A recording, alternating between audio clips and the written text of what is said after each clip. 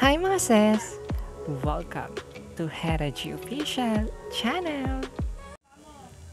Ayun na nga mga sis, kakatapos ko lang manood ng Miss Grand International Coronation Night. Naloka talaga ako sa result ng top 20. In-unplace talaga ni Uncle yung Pilipinas. Talaga ba? Unplace? Nakakaloka. Nag-perform naman during preliminary competition si Nikki pero niligwak mo. Tapos anyway naman din, good job sa ating pambato na talaga naman nag-perform ng maayos at talagang nirepresent ang Pilipinas, 'di ba? Okay, 'di ba? Marahil hindi ito ang iyong destiny at bata ka pa rin naman, no? So, ituloy mo lang 'yan, huwag kang mawawalan ng pag-asa.